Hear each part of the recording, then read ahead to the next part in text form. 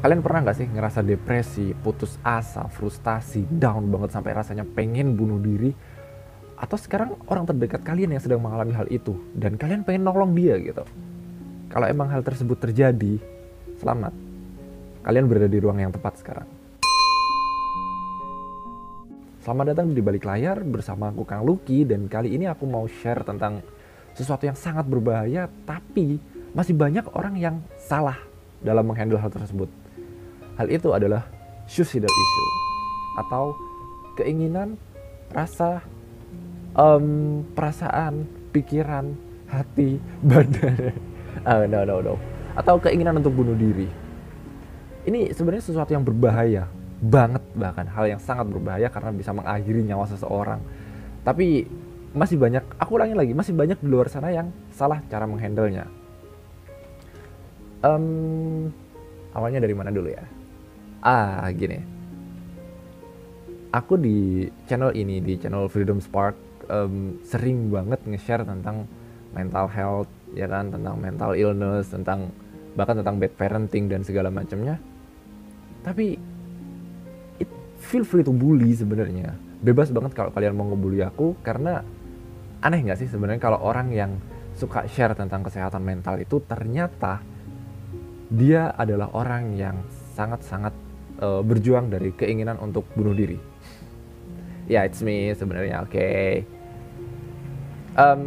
Aku mulai share tentang kesehatan mental sekitar tahun 2018 dan I have to handle with my suicidal issue sejak tahun 2019 akhir. Nah, dan ternyata banyak banget orang-orang di sekitarku yang salah cara menghandleku dan malah sebenarnya itu memperparah keinginan untuk bunuh diri. Kenapa sih kok seseorang itu pengen banget bunuh diri? Apa dia udah bosen hidup? Apa dia udah nggak inget sama Tuhan atau apa?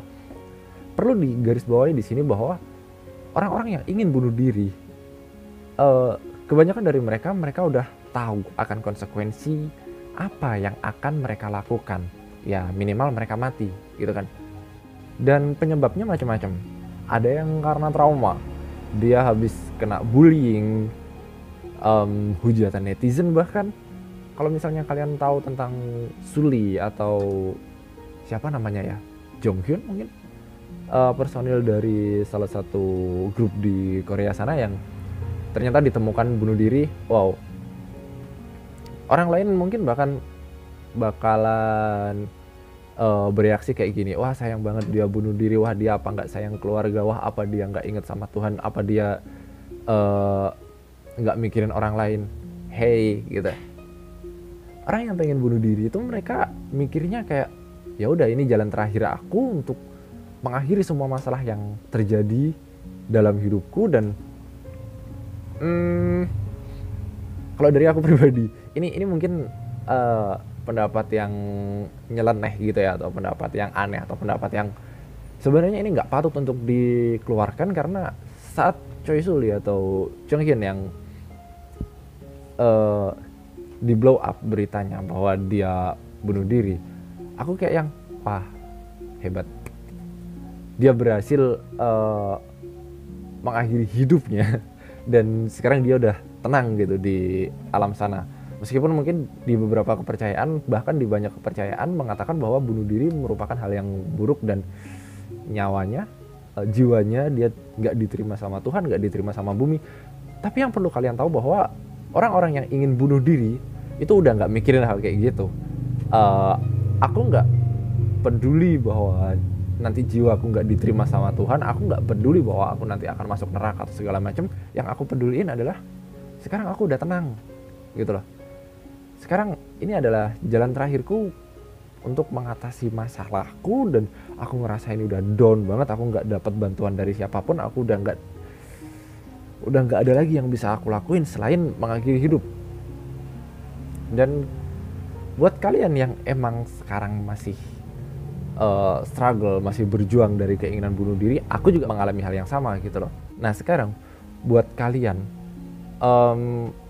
yang punya orang terdekat yang ingin bunuh diri dan kalian ingin ngebantu dia, ada hal-hal yang jangan kalian lakukan. Yang pertama adalah menghujat. Udah, orang yang pengen bunuh diri itu jangan dihujat. Dia udah down, mentalnya udah bener-bener ada di bawah sampai keinginan bunuh diri itu muncul. Kalau kalian hujat, habis men. Mungkin di depan kalian dia bakal diem, dia bakal oke gitu kan, sok-sok mendengarkan apa yang kalian lakukan, tapi pikiran mereka itu nggak di situ gitu loh. Telinga mereka emang ada di situ, tapi apa yang kalian katakan nanti bakal masuk kuping kiri keluar kuping kanan, dan itu nggak bakal masuk di memori mereka, nggak bakal masuk di pikiran mereka, dan itu cuma jadi angin lalu. Dan kalau kalian semakin menghujat itu akan menimbulkan pikiran bahwa udah nggak ada lagi yang peduli sama aku gitu kan, buat apa lagi aku hidup sekarang, mending aku mati aja, kayak gitu. Makanya jangan dihujat. Yang kedua, jangan diingetin tentang Tuhan, orang tua atau segala macam, karena bisa jadi justru kayak misal kita ngingetin dia tentang orang tua, tentang keluarga, ternyata penyebabnya dia sampai punya keinginan buat bunuh diri itu karena keluarganya, karena orang tuanya, yang ya entahlah itu mungkin masalah pribadinya dia. Dan kalau kalian mengingatkan dia tentang orang tuanya, apakah kamu nggak sayang sama orang tua gitu kan, apa kamu nggak inget Tuhan, apa kamu nggak peduli sama hidup kamu ini loh berharga loh, emangnya kamu udah nggak pengen gitu makan nasi, emangnya kamu udah nggak pengen gitu hidup menikmati dunia kayak gini. Itu mental semua men. Karena orang-orang yang pengen bunuh diri itu dia udah merasakan pahitnya hidup yang bener-bener pahit, sehingga dia ya jelas jalan pikiran mereka beda dengan pikiran kalian yang ada di sekitarnya gitu. Pelaku atau orang yang punya keinginan untuk bunuh diri itu punya pikiran yang udah sangat-sangat complicated, sangat-sangat rumit, sehingga kalau kalian tambah hal-hal kayak gitu, itu justru menambah keinginan dia buat bunuh diri. Niat kalian bagus gitu kan, mengingatkan tentang orang tua, mengingatkan tentang betapa berharganya hidupnya dia, mengingatkan tentang keluarganya, mengingatkan tentang Tuhan. Niat kalian bagus, tetapi pikirannya orang yang sudah punya keinginan untuk bunuh diri itu udah nggak mempan hal kayak gitu. Dan kalau kalian mengingatkan dia tentang hal tersebut, yang ada justru malah keinginannya dia untuk bunuh diri itu semakin tinggi. Dan bisa jadi justru karena kalian ingetin hal itu, dia benar-benar bunuh diri. Dan secara nggak langsung justru kalianlah penyebab dia bunuh diri kalau emang itu terjadi. Niat kalian bagus, tapi saat eksekusinya nggak bagus, hasilnya juga nggak bakal bagus. Dan aku yakin kalian pasti nggak pengen hal itu terjadi kan. Terus jangan ngingetin dia buat ibadah. Yang harus kalian tahu bahwa orang-orang yang punya keinginan untuk bunuh diri itu dia merasa udah hatam terhadap agama, dia ngerasa udah hatam terhadap ibadah. Dia merasa, ini poinnya bukan dia yang memang benar-benar rajin ibadah atau dia yang benar-benar ingat kepada Tuhan ya, enggak. Tapi dia merasa ingat sama Tuhan, dia merasa udah hatam, udah hafal sama ketuhanan, sehingga kalau kalian mengingatkan dia tentang hal tersebut, fatal men. Yang ada malah dia benar-benar bunuh diri karena dia ngerasa dekat dengan Tuhan, dan karena dia ngerasa dengan bunuh diri dia justru lebih dekat dengan Tuhan. Ayo loh, susah kan, rumit kan, emang ribet. Jalan pikiran orang yang pengen bunuh diri itu emang sangat ribet. Lalu apa yang harus kalian lakukan kalau orang terdekat kalian pengen bunuh diri, atau kalian pengen ngebantuin orang yang punya keinginan untuk bunuh diri? Yang pertama, bener-bener pertama, jadilah pendengar yang baik. Orang yang punya keinginan untuk bunuh diri itu mereka punya beban yang sangat gede di dalam pikirannya dia, dan biasanya kebanyakan bahkan beban itu nggak mereka keluarin. Beban itu terus mereka simpan di dalam pikiran mereka. Kenapa sih? Karena mereka takut saat mereka cerita tentang bebannya dia malah dihujat, dia malah diingetin tentang macam-macam gitu loh. Dia malah diingetin tentang keluarga, tentang Tuhan itu tadi, dan akhirnya bikin mereka nggak berani buat cerita. Yang akhirnya bikin mereka ya lebih baik aku simpan aja masalah ini di dalam pikiranku sendiri, daripada saat aku keluarin ini, saat aku cerita tentang hal ini malah respon orang-orang ya klise banget gitu kan. Ini ya hal yang harus kalian hindari gitu kan. Jangan menjadi seorang yang klise saat kalian mendengarkan cerita dari orang-orang yang punya keinginan untuk bunuh diri. Karena saat kalian jadi klise, gitu doang, pasti mereka mikirnya kayak gitu. Saat kalian jadi klise, mereka malah berpikir, ya gini lagi, ya kayak gini responnya, ya udahlah, percuma aku cerita, kayak gitu. Jangan bikin mereka berpikiran seperti itu. Jadilah pendengar yang baik, benar-benar mendengarkan. Benar-benar mendengarkan. Aku ulangin lagi, sekali lagi, benar-benar mendengarkan cerita mereka dengan, ya, gimana ya, cara menjadi pendengar yang baik itu emang susah. Susah, sangat susah. Karena ego kita selalu mendorong kita untuk merespon. Ego kita selalu mendorong kita untuk menimpali argumennya dia. Apalagi dia adalah orang yang punya keinginan untuk bunuh diri ya. Kita sebagai orang yang merasa normal, kita sebagai orang yang merasa waras, kita pasti pengen banget menyanggah, pengen banget menimpali apa yang mereka bilang. Kalau kalian melakukan hal itu justru malah menambah keinginannya dia untuk bunuh diri. Jadi cukup dengarkan, diam, dengarkan, dan manggut-manggut aja gitu kan. Nah, saat akhirnya kalian udah nemuin titik permasalahannya dia, poin yang bikin dia akhirnya punya keinginan untuk bunuh diri, kalian udah nemu nih benang merahnya dia, kenapa sih kok dia pengen bunuh diri. Nah, support dia. Cara supportnya gimana sih? Ada sebuah teknik di dalam psikologi yang namanya pacing leading, atau kita menyamakan pace, kita menyamakan tempo, kita menyamakan frekuensi, kita menyamakan jalan pikiran kita menyamakan apa ya istilahnya ya, cara berpikirnya kita dengan dia gitu kan.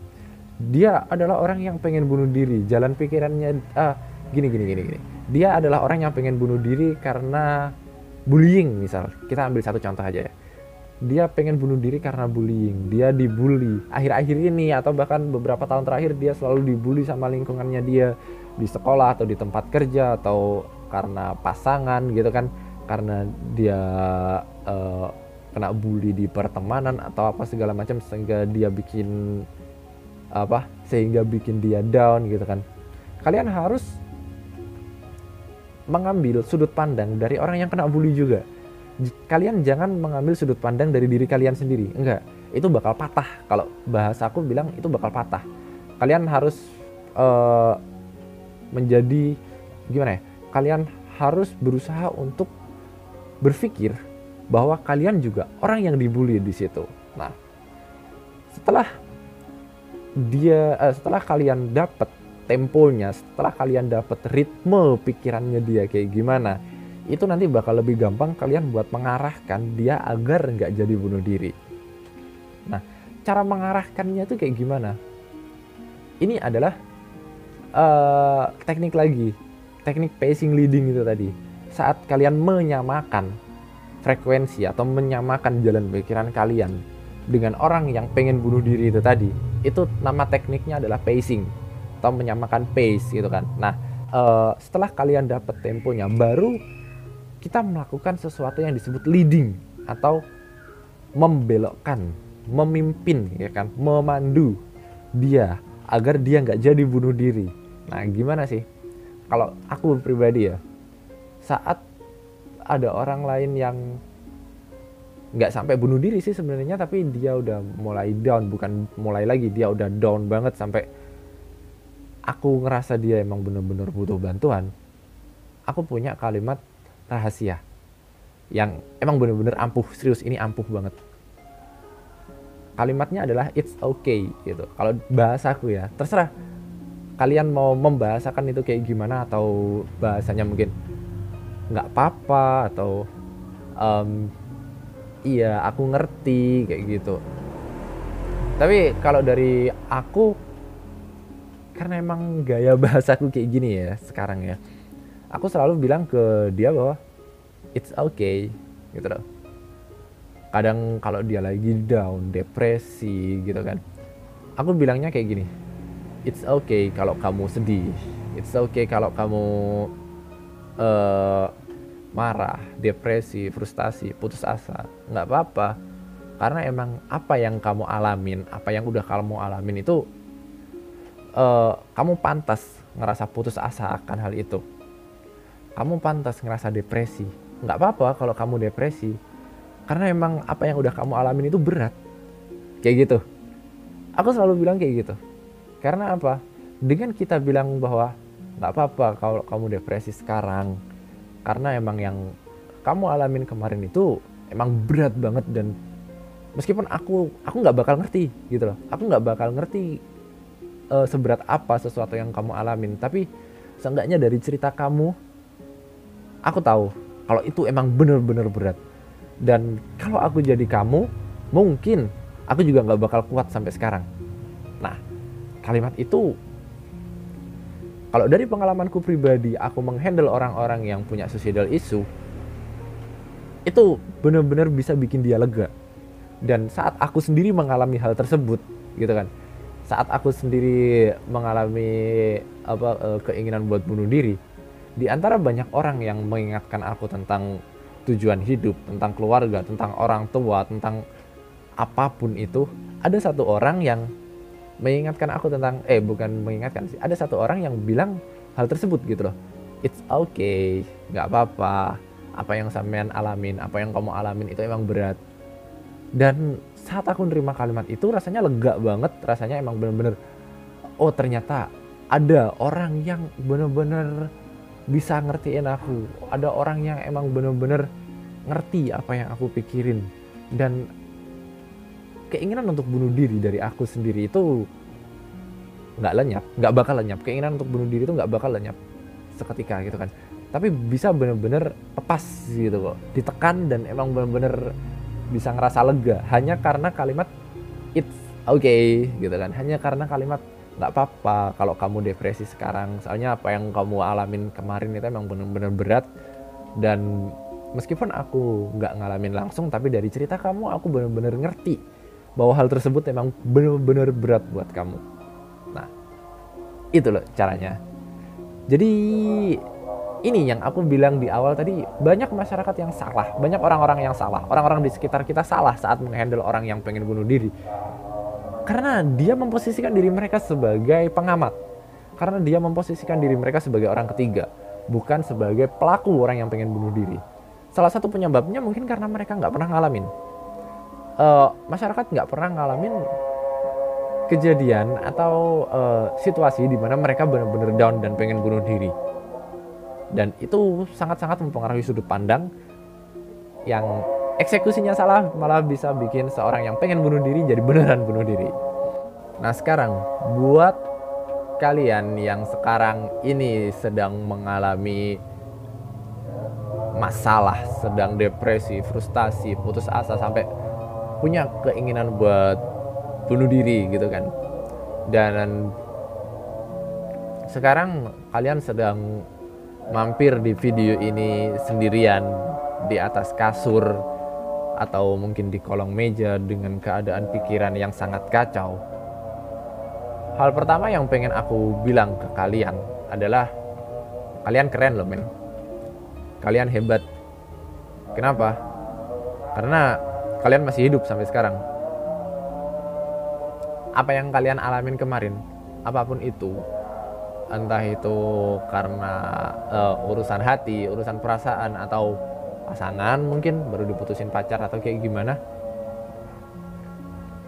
dan kalian down, drop banget sampai bunuh diri, sampai pengen bunuh diri, kalian itu keren loh. Sekarang kalian masih bernafas, sekarang kalian masih hidup, bahkan sekarang kalian masih mampir di video ini, itu kalian keren banget, itu kalian kuat banget, gila.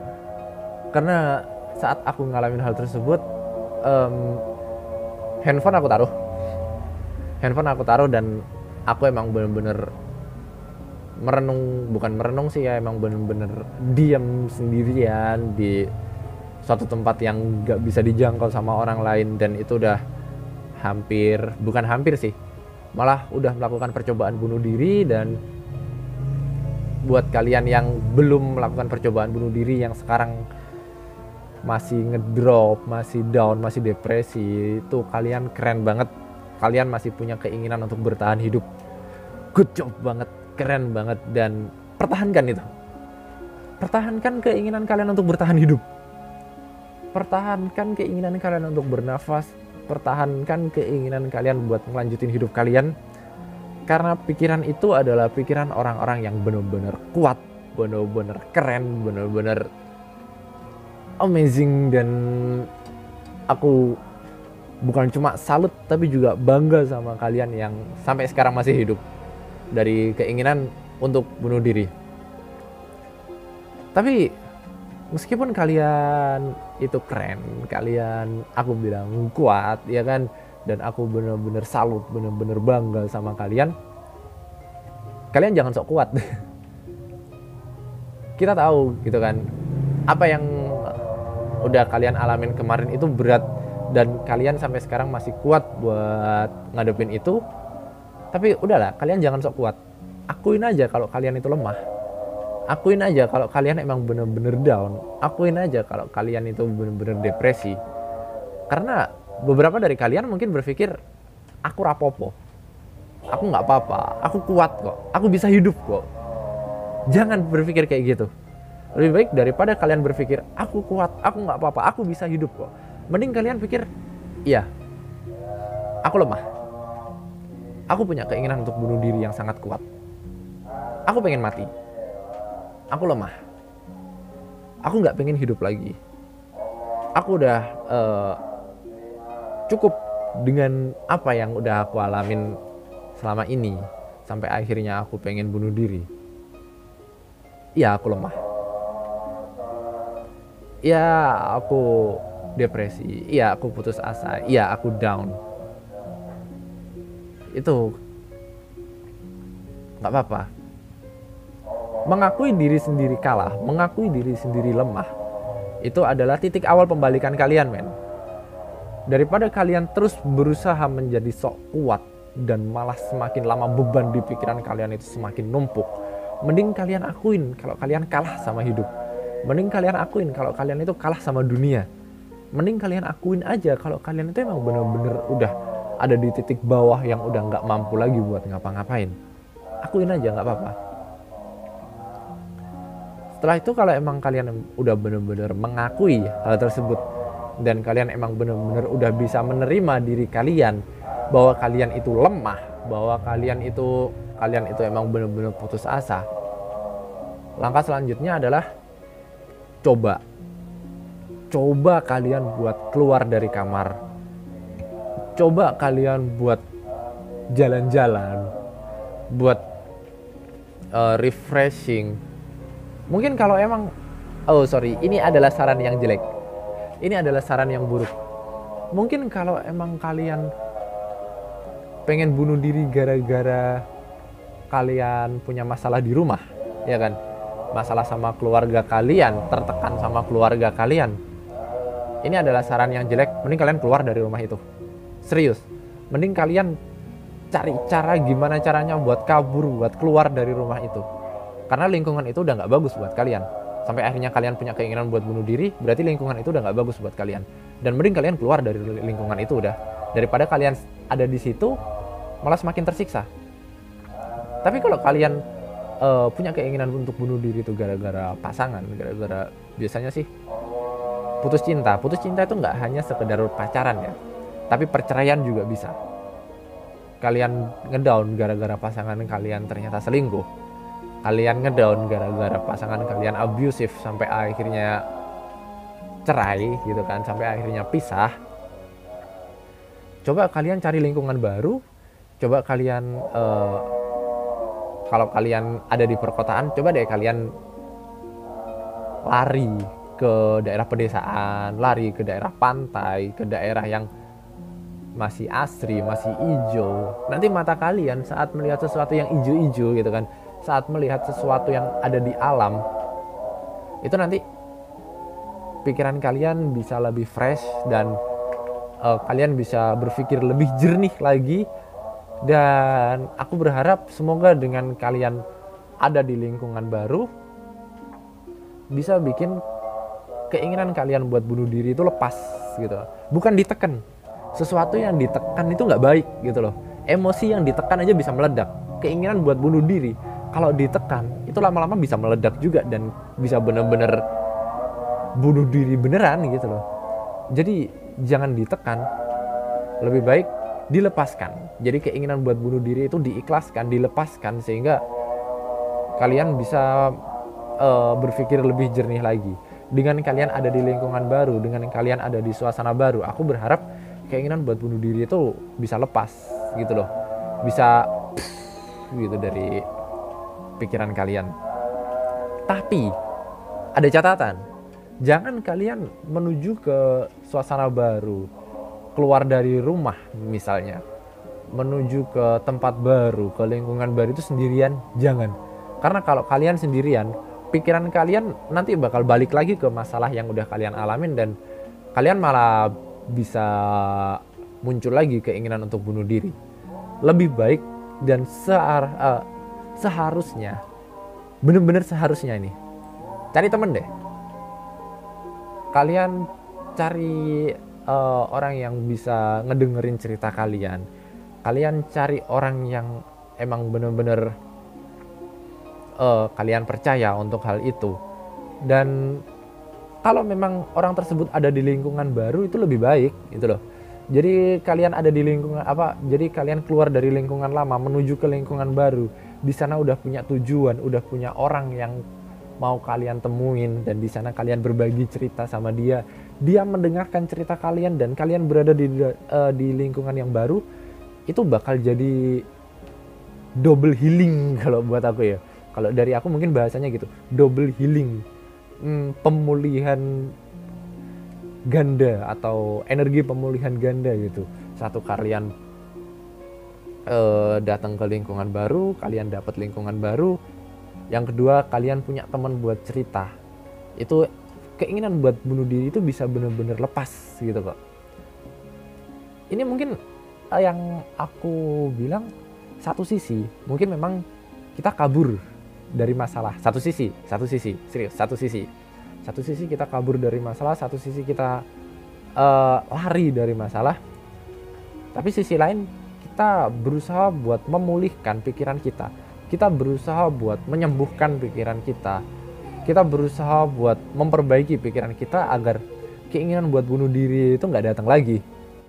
Tapi nantinya saat pikiran kita udah sembuh, ya kan, kita udah ngerasa lebih baik lagi, kita bisa kembali ke lingkungan yang kita bermasalah itu tadi. Dan kalau memang perlu diselesaikan, kita bisa selesaikan di sana dengan pikiran yang lebih jernih lagi. Dan itu tadi tentang apa-apa aja sih yang harus kita lakukan kalau kita menghadapi orang yang pengen bunuh diri, dan bagaimana caranya menghandle pikiran kita sendiri kalau kita punya keinginan untuk bunuh diri. Dan aku Kang Lucky dari Freedom Spark. Terima kasih udah nonton video ini. Jangan lupa bersyukur dan jangan lupa tetap hidup.